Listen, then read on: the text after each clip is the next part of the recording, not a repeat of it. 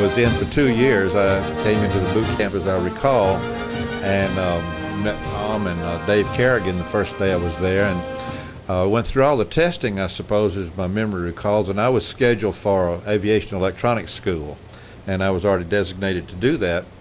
And we got involved with developing this band, and I learned that other people, I didn't know anything about the Navy music program, and I learned other people were going on into the Navy School of Music, and I said, hey, you know, that's what I'd like to do. And so I don't remember the people I auditioned with. I auditioned at Bainbridge, and I really wasn't making it, I think, because they said the hardest thing I had to do was overcome or give them a reason to change schools on me, and that was the tough thing to do, and I really wanted to make this change. And I had remembered I had learned Carnival of Venice sometime back, and I said, well, if I can play this, will you send me? And they said yes, and I did, and they did, and so that worked out fine. And that's sort of my story. I'm Glenn Barnes, originally from Southern California. My entrance was probably a lot like young people at that time, that you knew that service was coming up, and you could either volunteer and get something you wanted, or wait and become gun fodder, etc. Just do whatever they happened to throw at you. I had groups and playing in high school and all the rest, and it was recommended by, I remember now, my trumpet teacher, that I go down to San Diego and audition, which I duly did, and passed the audition in San Diego, and before long I was enlisted. And I can remember to this day that I think I did 2 or probably 3 consecutive boot camps, because I was in the bugle corps, and they had nobody else to come in and blow the damn bugle, and they kept me there longer than normal to front the bugle corps there in San Diego. And I'm one of the odd ones out, that I joined. I think I was in D.C. already when these guys left, because I met Bill Allen here and Kyle, I'm going to say Kosman, who was in part of my group. And I was plucked out to join the group, and to my way of thinking, it was because Dave Kerrigan was part of their group. Dave was the guitar player, and I was a trumpet major, piano minor. So I played trumpet in the concert band. Dave would do the bass drum. But then when we got to the dance band, I'd do the piano and the guitar, where normally the pianist would do the bass drum marching and etc. So, you know, that was my route in. Good enough. I'm Gordy Anderson, and I grew up on a farm in Minnesota, and from the time I was 12 years old, I started playing, and my band teacher was an old road rat saxophone player, and he didn't even have a college degree, but back then you could be a teacher if you had experience, and he had it, and he was a great teacher. One of his sons went to the Denver Symphony, the other one went to the Detroit Symphony. And from the time I was 12 years old, the only thing I could think of is, how am I going to get off the farm and get in a big name band? And my band director brought me that same brochure in the Navy School of Music, and he pushed me into it. And I went in on the kiddie cruise. Join before you're 18 and get out on the day before your 21st birthday. And I went to Great Lakes. I auditioned at Great Lakes. I'm sure by the skin of my teeth I passed. And then I met these guys, of course, and you know all that story. When I got out of the Navy, I ended up back in Minnesota working in a steel foundry, making punches and chisels, and I knew somehow I had to get out of there and into the big name band thing somehow. And I had an old lead alto player that I worked with in polka bands, and he says, "Kid, you got some potential, but you got to get yourself out of here."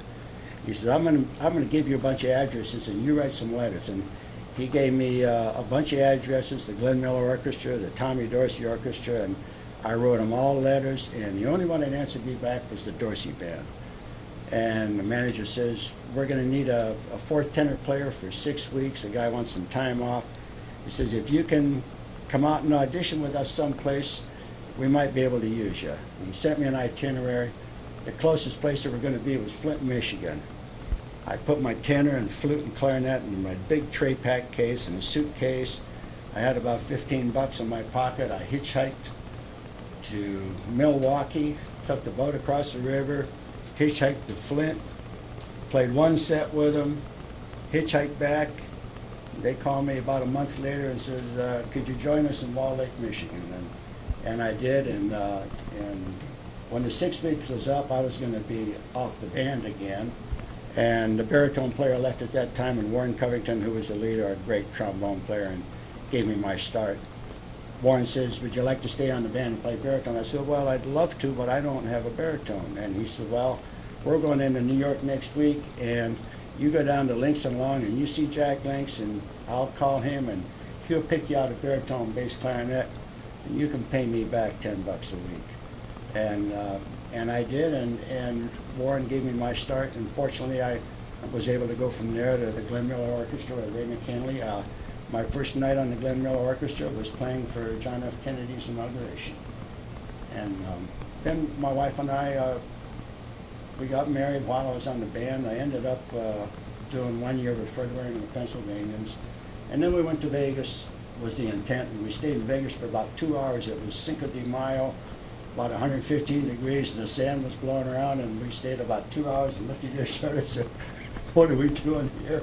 So we ended up in Reno and Tahoe, and we've been there ever since, and I've been lucky, played with all the show bands and went to college and got my degree and my master's and all that. And so I've had a wonderful life, and I got a wonderful family, and this is part of my wonderful family right here. Hey, thanks. That's a great tribute, too. Thank you, Andy. That's a great tribute. Well, my name's Mick Holloway, and although I live in Georgia now, I'm originally from Lenoir, North Carolina. And in Lenoir, back then, there was a great high school band, which I was in, directed by Captain James Harper. It was a concert band. And I had two friends, George Self and Max Reynolds, and we all three decided that what we wanted to do to continue in music was to join the Navy. And because we'd heard so much about the School of Music, we all three left Lenoir, bless our hearts, and went up to Washington, D.C. and for an interview and an audition. And all three of us made it from that same band. All three trumpet players made it. So I was the fortunate one to meet up with these guys, and have enjoyed it, being with them. And what we didn't have, when I left Japan, I put in for Jacksonville, Florida, for my next duty station, and of course they sent me to Seattle. So I ended my career. I ended my career in Seattle as far as the Navy is concerned. But Okay. Well, I'm Neil Breithaupt from Upper Montclair, New Jersey, at the time that I went into the Navy. And I was a trumpet player from age 6, and I was pretty quickly accomplished on the horn and was highly recognized around town and then around state. And in high school, it was kind of cool because with all the competitions and everything, I was number 4 in the state of New Jersey. And that was exciting. I really thought I was hot stuff. And then my buddy behind me here, Tom Snyder, who's also from Upper Montclair, he went into the Navy a month before me and told me about this Navy band program. And I had such a good time in high school that I knew I couldn't cut college. So I decided I got to do something else. And that's when I said, Navy band program, I think I'll do that. Well, as I said, I was hot stuff until I got to the School of Music and found out that there aren't just musicians in New Jersey, there are musicians all over this United States, and there are good musicians out there. And I was fortunate enough to hook up with all the top ones in this group right here, and we just took advantage of that opportunity. It was super. That's what happened, bringing me into the Navy. I guess a little later we'll talk about what we did after the Navy. Yeah, we can do that. All right. I'm Tom Snyder. I'm also in the same position pretty much as Neil. Went through high school together, actually grade school and high school. I had a dance band since I was about 10 years old, and my dad helped us start and driving us all around. But anyway, we played all through high school, and again, I was like Neil, that didn't think I was really college material, and I was having too much fun playing music. And a friend of mine had just gone through basic training down at Anacostia and brought me this folder, this Hold it up leaflet. again, would you? Yeah.